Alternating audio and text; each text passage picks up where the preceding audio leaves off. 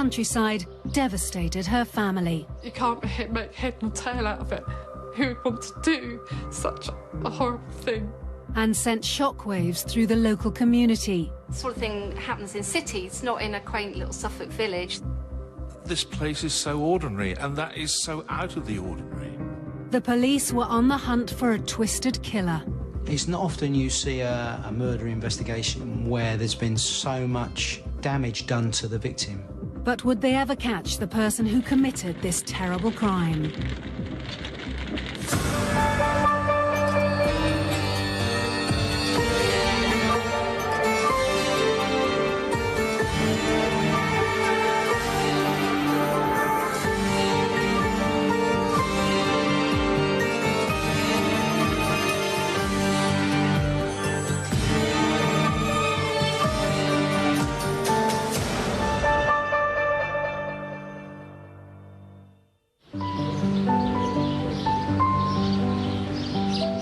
St Martin, a sleepy village on the edge of Bury St Edmunds in Suffolk.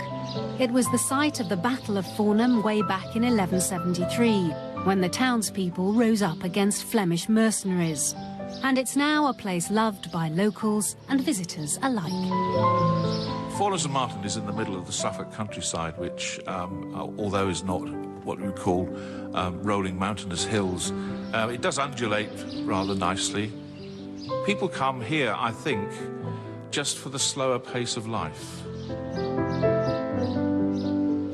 Fornham St Martin has the pub that we're sitting in, a church, a playing field, a village hall and a phone box, and that's it. What's really nice, though, is the sense of community that you get out of it. And it's that sense of community that people value about the village. Everyone is friendly and everyone, you know, I mean, you could almost say that everyone knows everyone's business, but, you know, that's great sometimes because people look out for each other. People care for one another here. They really do. And it's a happy place.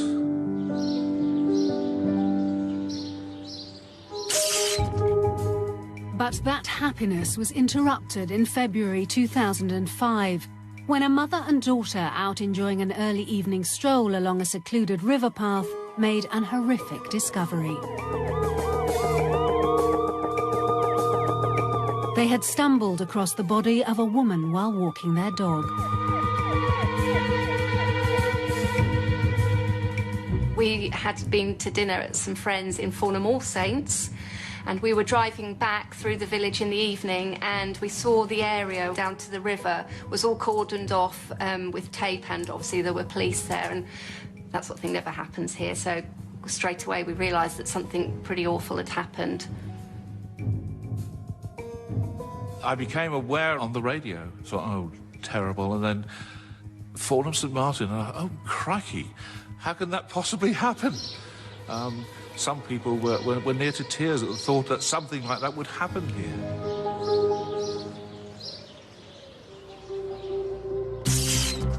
It was just before 5 p.m. on Friday, the 4th of February 2005, when the police received the call about the discovery of a body. And officers headed straight to the scene. What they initially found was a partly clothed body of a white female beside the River Lark by the path. And it was an area that was grassy. All she'd got on was like a royal blue type of fleece on the top part of her body, and it had a motif. And from my recollection, I think it had got the name of the firm that the lady worked for. The River Lark is not a large river, and she was clearly evident, in fact, very close to the natural walking path, and probably about 5 metres from the river edge. Because of the time of year, we obviously couldn't do too much that night, and in fact started to have a proper investigation the next day in daylight. And then we started to forensically examine the scene where the body had been found. Now, it's important to remember, at that time, we didn't know who this person was.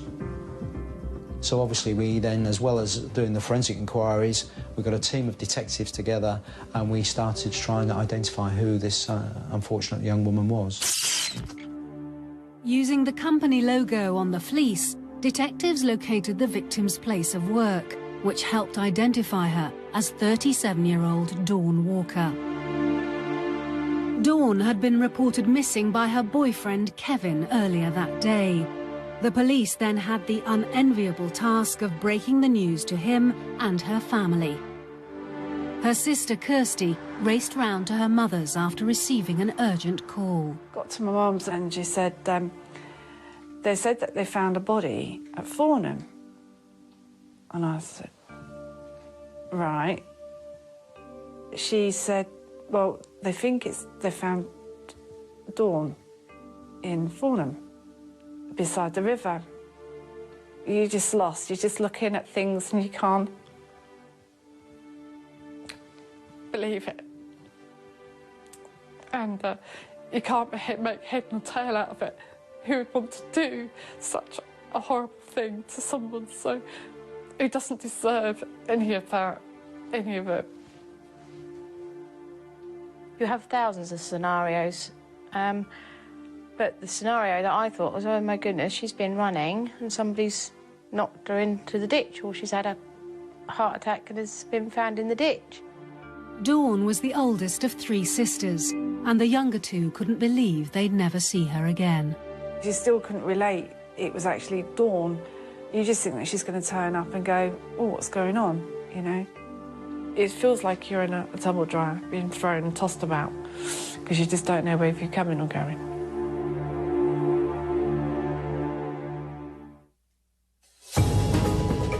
Dawn's body was covered overnight before detectives descended on the scene the following morning to carry out a detailed investigation. When I first went down to the scene where Dawn was found, the first thing sort of impressed me was the fact how far it was from the road and how, if you like, isolated. And it struck me that somebody must have known the area well, known how to get access by a car and on foot. But I also thought, what a terrible way, and what was the person responsible trying to say in fact, leaving Dawn almost, if you like, putting her on show in this way by the footpath, because she was always going to be found. Somebody was going to find her because she was just on view. Initially, when Dawn was found, there was some indications that the body had been burnt. You've got signs that there'd been some severe injuries done to her. Head has been shaved, some other injuries to her leg.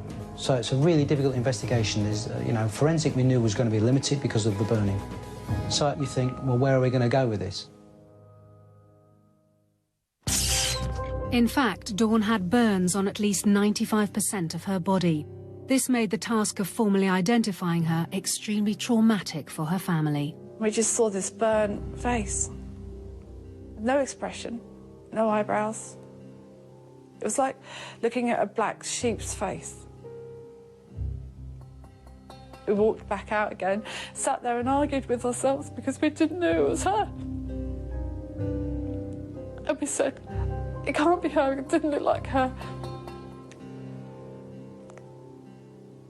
Who would do that? In the end, the only way Dawn could be formally identified was by the tattoo on her shoulder, and the horrific nature of Dawn's death proved agonizing for her sisters. It's almost as if you're in a nightmare and you're going to wake up, but you don't.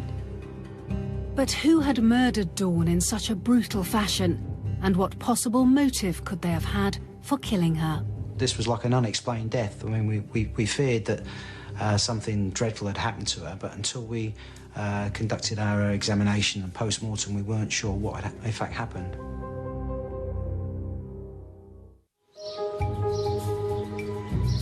The 5th of February 2005, and news of the horrific discovery of the body of local woman Dawn Walker filtered through to the Suffolk village of Fornham St Martin. Where they found the body, I actually used to, as a child, play along there. I mean, it was a totally safe place just to go and wander off on your own as a child. It was quite shocking, and, you know, things don't happen like that round here. The police immediately launched a massive investigation to find out just what had happened to Dawn, and the case hit the local press. No one could say at that stage whether she had been out running and had been attacked, and her body left there and then set fire to it.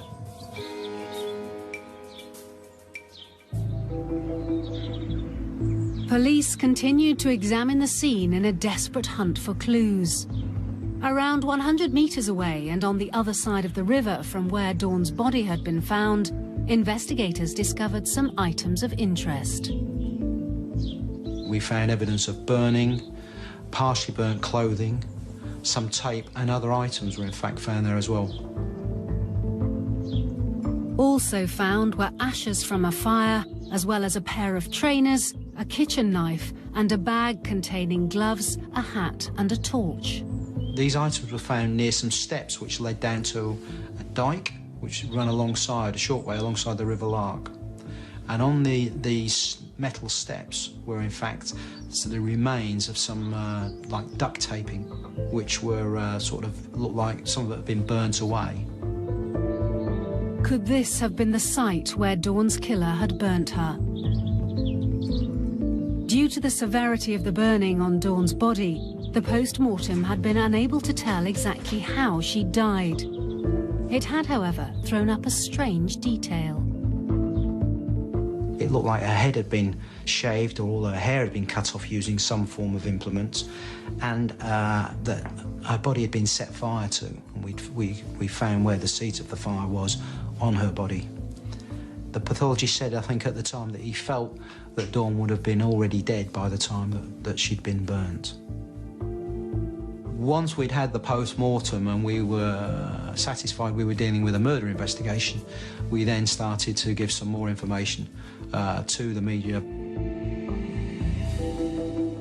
When it was evident that it was a murder investigation and that Dawn's body had probably been moved to the site and burned, that was clear then that we were dealing with something that was quite out of the ordinary. With a brutal killer on the loose, it was important that the police acted fast in piecing together Dawn's last movements. One of the main lines of inquiry is you try and find out about the victim. You know, they do say if you find out about the victim, you might find out who's been involved with them. So it's something we use as a term called victimology. But it's investigating Dawn's life, you know, where she worked, what her hobbies were, what her associates were, her friends, her boyfriends, her family. Dawn lived alone in a close on the edge of Farnham St Martin and worked for a nearby printing firm. But her real love was the great outdoors. If she went to a hot climate, she'd be doing rock climbing and scuba diving, and she was on horseback or doing something adventurous, shall we say. She loved adventure, loved it, seeked adventure. And when back in Britain, Dawn was always in the gym. She went there all the time. It's almost like she lived there. But she used to run a lot as well, even on hot days. Her love of fitness was something she hoped would develop into a career. She was always off doing her own thing.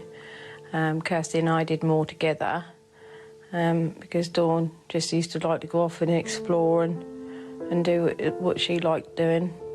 Scuba diving being one of them, in the hope that eventually she could move away and become a teacher. Police started looking into Dawn's personal life and discovered that she'd had several boyfriends in the past few years prior to Kevin. The police focused in on this as an early line of inquiry. One of the avenues of the investigation was to try and alibi all the boyfriends, the ex-boyfriends. There was about 5, I think, as I recall. Obviously, in an investigation like this, one of the things you need to do is to eliminate them from the investigation. Detectives started checking their alibis. Officers had already made contact with Kevin, Dawn's current boyfriend, who'd reported her missing after she failed to turn up for work 2 days running. Dawn had been dating Kevin for 2 years after meeting him at the gym. He lived in the nearby village of Woolpit and was a rep for a welding firm. Kevin was able to help them fill in some of the blanks. He told them that he'd seen her at the gym 2 days before her body was found. A natural inquiry is to go to the gym, have they got any CCTV? And they did have a system there. And in fact, we did find images of Dawn at the gym, at the reception, leaving. It was about 9:30 p.m. on the 2nd of February. The CCTV of Dawn at the gym was to be almost the last time she was seen alive. The boyfriend said he'd seen her at the gym, and they'd agreed to have a conversation about their relationship back at Dawn's house. Kevin confirmed that he and Dawn ended their relationship at her house that evening, and he headed home around 9:15. The investigation centred on trying to close the window of when Dawn was last seen alive and when she was found dead by the River Lark. We needed to fill that gap. What has she been doing? Where had she been between the 2nd of February, when she was last seen by Kevin, and when she was found dead on the 4th, when she was found by a member of the public?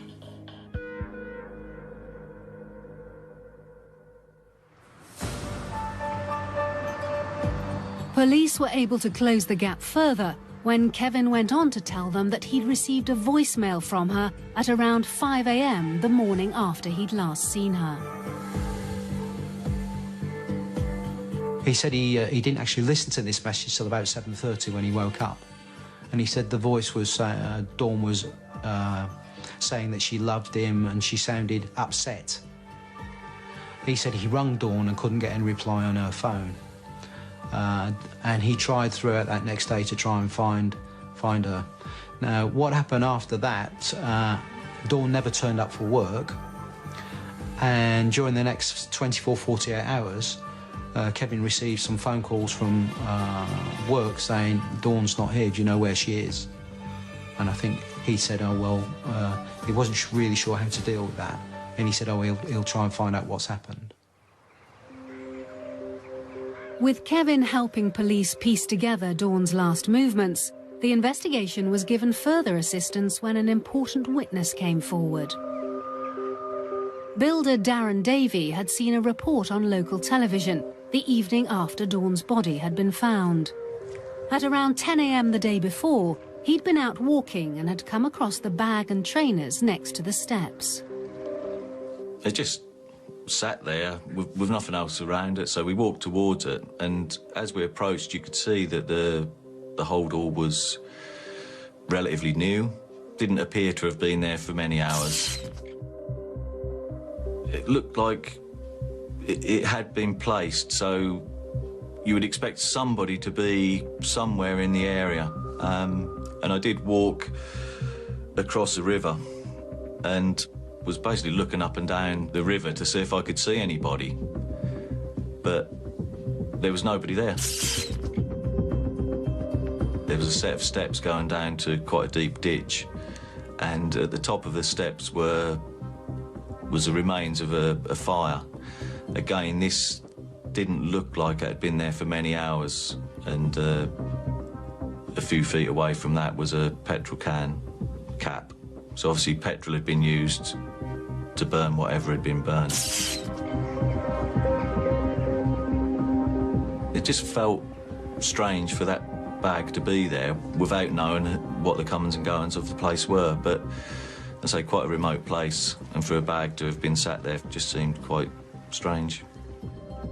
Could this mean that Dawn had been killed in the 5 hours between Kevin receiving the voicemail from her and Darren finding the bag next to the burn site?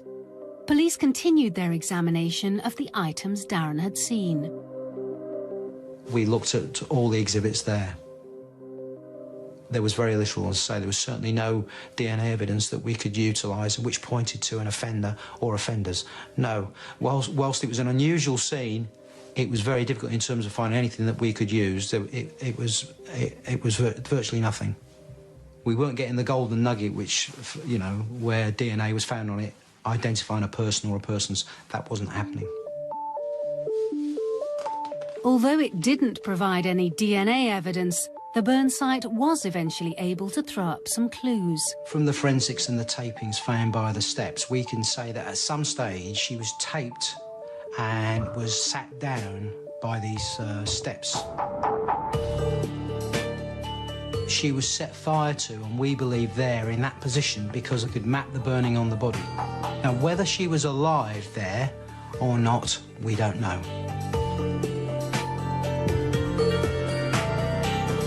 Police were still no closer to finding out who the killer was, and the family was desperate for news. Even though, you know, they're getting on with things, my mum didn't want to deter that, so we weren't in their faces all the time or on the phone all the time, because we just wanted them to do the correct thing and make sure that they got the right person. In the earliest stages of the investigation, it didn't appear as if the police did have a clear suspect. But it's always difficult to tell from our perspective because the police wouldn't tell you, even if they did. All they would say is that they had a number of lines of inquiry which they were pursuing. But from what we could tell, there was certainly no clear suspect. At this point, just a few days after the murder, the police had few leads to go on, the case was still wide open, and Dawn's killer was still at large. February 2005, and the murder of Dawn Walker had rocked the sleepy village of Farnham St Martin. And although detectives were only a few days into the investigation, the community were desperate for answers. You don't get many murders in Suffolk, so when they do happen, I genuinely believe that people are shocked and they kind of close ranks and are perhaps a bit more apprehensive than they usually would be. They just don't expect this kind of thing to happen on their doorstep. This place is so ordinary, and that is so out of the ordinary. It's horrendous. And I think that's what we had to come to terms with. There were no rumours that it was a mass murder or anything like that, but obviously people were concerned because we knew there'd been a murder, but there was no details coming out from the police, so obviously gossip was fairly rife. Initially, we didn't know whether this was a sex crime, really what we were dealing with, because the body being found like that and the other forensic items at the scene was very unusual. People wanted to find out who had killed her. They wanted closure. The police continued their investigation, which in the days following the discovery of her body began to centre on Dawn's home. There was no sign of a struggle, no sign of a forced entry, so the house was really sort of neat and tidy. Initially, we forensically examined that house, looking at photos and correspondence to see if there's any evidence or intelligence there which would indicate what's happened. There was nothing in the house which suggested anything violent had happened to Dawn at all. What police had found, though, was duct tape, very similar to the kind that was found at the burn scene. They also believed a petrol can was missing from her shed. One of the questions is it because somebody had got access to the house? So there's another line of inquiry, making sure we find out who's got keys to that house. For Roy, all the evidence began to form a picture of who the perpetrator may have been. I felt from the way the evidence and the information was coming that Dawn had been killed by somebody who was closely associated with her. Somebody who knew the area, because, I mean, I'm from another part of Suffolk, as an example, and I didn't know you could walk along the River Lark there. I wouldn't know where the entrance is, so that shows you that somebody would probably have to have a local knowledge. In earlier questioning, Dawn's boyfriend Kevin had told police that he'd gone looking for Dawn down by the River Lark the afternoon before she was found, as it was an area where they enjoyed walks together and was just a couple of miles from her home. But this was the same area that a witness had seen the holdall and burn site at 10 a.m. that day. When we interviewed him, he said he walked through there and he didn't see anything. Now, if that was in the afternoon, if he was telling the truth, he must have seen the holdall, because he walked within 10 yards of it. Although Kevin's stories didn't marry up with the other witness, the police investigations had so far thrown up no other significant leads. But the press appeal made at the start of the investigation was still attracting attention. The initial press appeals were, we're investigating this. If you're in the area at the time and have seen anything suspicious, please come forward. Then, 8 days into the investigation, a witness did come forward, having seen something unusual outside Dawn's house around 5 a.m. the day before her body was found. Basically, she said she was going to work very early in the morning, which was unusual, but she was going to work. As she was driving out of the close, she saw this scene there in front of her where Dawn's boyfriend, and that's what she said, she didn't name the person, she said Dawn's boyfriend was there carrying something like a roll of carpet or a huge big bag, and there was somebody at the other end of this. The person at the other end of the bag, who she didn't know, sort of looked in her direction, dropped the bag and then ran off. The person she describes as Dawn's boyfriend was stood there under a light, so in full view, and was stood there almost transfixed as the local resident drove then on by.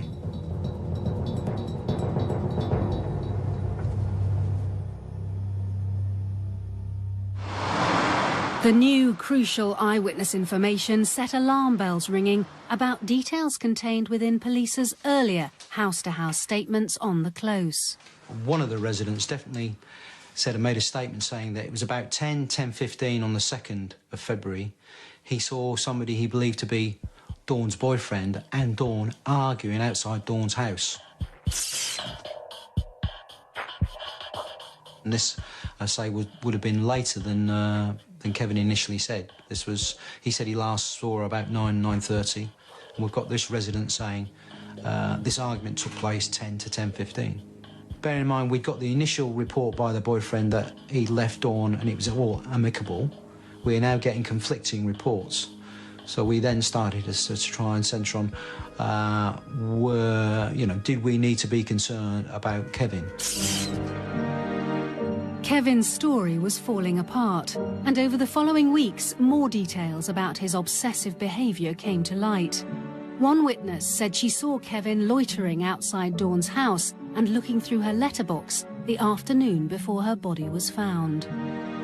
Well, if you look through Dawn's letterbox, you can't see anything. Behind it is a curtain, and the witness describes Kevin Nunn bopping down, looking through there. And this we found to be quite suspicious, because Kevin would have known that you can't see anything through that letterbox. So I'm thinking, why is he doing this? So with these sort of discrepancies coming up, we then started to focus our attention on any associates that he may have. Because we also got reports of somebody else being with Kevin, and Kevin, in fact, going to Dawn's house and being seen entering Dawn's house with another man. So we were anxious to identify this person. This person turned out to be a close friend and colleague of Dawn's. His fingerprints had been found at Dawn's house, and there was the possibility that he could have been the mystery figure helping Kevin Nunn with the large item into the back of a car. Following the eyewitness statements, police arrested both men 6 weeks after the discovery of Dawn's body. Kevin was taken to one police station and the other person to another police station, and they were interviewed at the same time. When her boyfriend was subsequently arrested, it did come as something of a surprise. But there was a sense of relief, I suppose, that the police investigation had resulted in someone being arrested. Dawn was a private person and never talked to her sisters about her relationship with Kevin. She never mentioned him. Never ever mentioned him, and that sent a lot of questions in our family, because she's never done that before. She's always bought her boyfriends and shown us, and we made our own minds up. But no, we never actually got to meet him. But other inquiries revealed why Dawn may have ended her relationship with Kevin. Dawn had met an old boyfriend that she'd known from a long while, and it appeared she'd told people at work. She told close friends that she was considering having another relationship with her old boyfriend because she felt the relationship with Kevin had come to sort of a natural end, and she wanted to move on. She wanted to go back to this other boyfriend. Kevin Nunn had been taken to Stowmarket police station, where he was interviewed by officers under caution about Dawn's murder. Something happened Wednesday between you two. Didn't say, tell us what it was. Nothing happened. Nothing happened. God was my witness. I was not harmed Dawn. Kevin insisted that the last time he'd seen Dawn on the evening of the 2nd of February, it had ended on good terms. It happened exactly as I said. There was no big argument, no fight. Like I said, we never really discussed things. But detectives were suspicious of Kevin's version of events, especially the answer phone message that he claimed he'd received from Dawn early in the morning, the day after she'd last been seen alive. His version of events didn't always marry up with what was being said in the phone records, in so much as the amount of times he allegedly rung or messaged her wasn't quite the same. Police questioned Kevin about his movements in the days following Dawn's disappearance. He said that he had in fact been in the house when she hadn't been there. Now the other person was in fact saying, yes, he did go with Kevin Nunn to the house, but when we started closely examining their accounts, the timings weren't quite right. There were some subtle differences in their accounts of visits and the times of when this had happened. The inconsistencies in Kevin's story were starting to show, but there were more revelations to come. Kevin admitted that while they were together, he'd had a key cut to Dawn's house without her knowledge. I'm ashamed to say I had the key cut. I let her down, I let myself down. But that was the extent of it. And I'm ashamed about that. And it's not a good thing. It's something I have to come to terms with. And I would say that is an interesting indication of his behaviour and the fact that he was concerned about what she was doing and he was keeping his eye on her. He also qualified admissions saying he was a jealous and maybe viewed a possessive sort of a person. It's almost like he was trying to catch her out. So I suppose having the key cut and everything else was a way of controlling her. Now detectives knew that Kevin had had a key cut to Dawn's home, and as some of the items from the crime scene had come from there, this was further circumstantial evidence against him. Whoever obtained them must have had access to that premises because there was no sign of a forced entry, no sign of a burglary, no sign of a struggle. As Nunn was being questioned, specially trained officers searched his house. There was plenty of Dawn's DNA there, but due to their relationship, this was to be expected. However, during the search, a fragment of freshly cut head hair was found in a bin in Nunn's bathroom. And when we go back and we look at Dawn when she was found, her hair was cut off. A lot of it was nearly shaved to her head and can be cut with either very sharp scissors or clippers type instrument. The police had discovered a tiny but key piece of new forensic evidence. They also had the eyewitness account of the events outside Dawn's house and had uncovered details of Kevin's controlling nature and worrying behaviour. Now, with the mounting weight of evidence against him, Kevin Nunn was charged with the murder of Dawn Walker.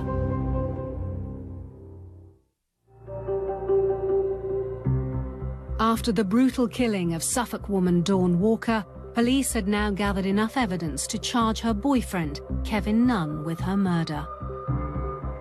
I think people, yes, they were definitely relieved that somebody had been found, that there wasn't this person, this strange person, wandering around amongst us. He was Dawn's boyfriend, and it was, you know, quite a shock when he was charged with her murder. Dawn's work colleague, who had visited her house with Nunn, was also charged with assisting an offender.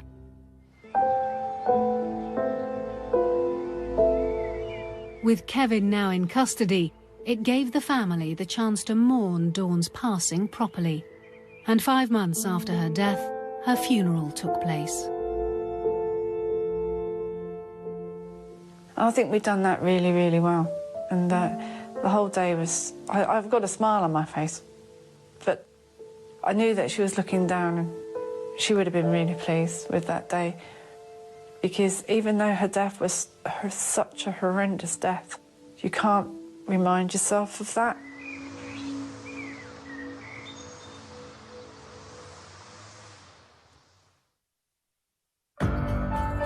On the 3rd of October 2006, 20 months after Dawn's murder, the trial began at Ipswich Crown Court. There was a significant amount of public interest in the case once Kevin Nunn had been charged, because murders weren't an everyday occurrence in Bury, and this one was a particularly grisly one, really, with the details surrounding how Dawn was killed and her body subsequently dumped and burned. And for the family, the trial offered hope of finding out exactly what had happened to Dawn and why. We was hoping that he was going to be a genuine person and tell us exactly what happened. Well, not exactly, but why it happened, and admit to it and let us know exactly what drove him to that. Kevin Nunn entered a not guilty plea and throughout the trial continued to deny the charge. I just remember looking at him. He glanced across. I said, Mum, he's got black eyes. I said, he's done this. I can see it in his eyes. He's done this. Early on in proceedings, the judge threw out the case against Dawn's colleague, citing insufficient evidence. But the trial against Nunn continued. In court, Kevin's manner, he protested his innocence.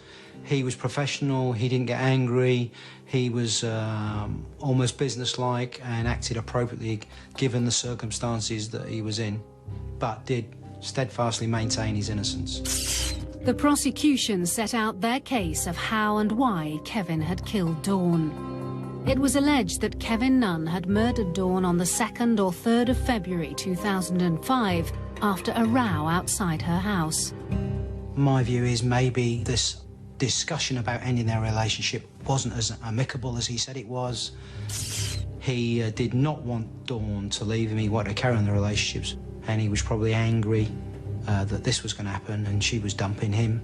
And maybe he lost his temper and he's killed Dawn in a fit or in a tantrum, a jealous rage. It appeared the motive for the killing lay in Kevin's personality.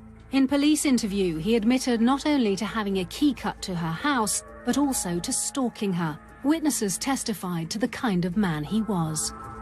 Ex-girlfriends and also his ex-wife said that he was very possessive and controlling, and also there was incidents where he had followed Dawn at one stage, but certainly he'd done this with other people and had this very sort of controlling manner. The jury also heard claims from the prosecution that Kevin had lied about receiving a voicemail from Dawn just before 5 a.m. the day before her body was found. They also heard the witness say that they saw Kevin Nunn and another man carrying a large object into the back of a car. The neighbour said she clearly saw him, which was quite startling evidence. It's almost as something out of a film. Well, at the time, I remember thinking that if I was a jury member, I think I'd start thinking that's very, very odd behaviour at the very least. And I think that was pivotal to the whole trial. It was alleged that Kevin then drove Dawn's body to the farm by the River Lark and set fire to her. When he strapped her arms and her legs up against the pole, she might have been still alive. And putting petrol over her, I mean, was it jealousy? Was it rage that she might have been seeing another man? Obviously, once you heard the details, or a little bit more details of the actual murder, you could piece together the bits that we had seen. And, yeah, just a strange feeling, really, that you were so close to something so horrific. Prosecutors set out that when Kevin presented himself as the concerned boyfriend, it was in fact all an act, and he was trying to deflect suspicion away from himself. When she was missing, etc., he was going to the house. I mean, that was all part of his plan to look innocent, I guess. because clearly there was a plan there put into place to make him look innocent. The defence tried to blame one of Dawn's ex-boyfriends for the murder, claiming that none had nothing to do with it, but the evidence was stacking up against him. Obviously, when the details came out, and it was a pretty specific account, I think people were more shocked that somebody could do something like this to somebody that they supposedly cared for. It's not often you see a murder investigation where there's been so much damage done to the victim. I mean, it's really unusual to have, if you like, almost torture of the victim at some stage, either alive or dead, we won't know. So that was unusual. After mounting evidence of Nunn's obsessive and vindictive nature throughout the 6-week trial, the jury reached a verdict of guilty of murder. He just sat there and he just looked straight forward. He didn't bat his eyelids, flinch. There was no reaction whatsoever. I'm just scarred with the horrible memories of what happened to my sister, and still not believing that my sister went through that pain on her own and left in a field on her own to die. Can't describe it.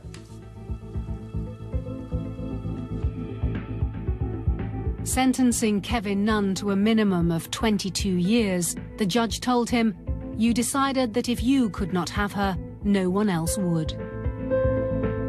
To me, Kevin Nunn came across as a very deceitful man, a very controlling man, maybe had an inner rage inside of him, which he could take out on people. And at the end of the day, a sort of person who hasn't faced up to his own actions, so you could almost call him a coward. In fact, that's the word I like to call him. The mystery figure seen assisting Nunn remains unidentified, and as Kevin still maintains his innocence, the case will never be closed for Dawn's family. He has control over every one of us. We're all in the palm of his hand.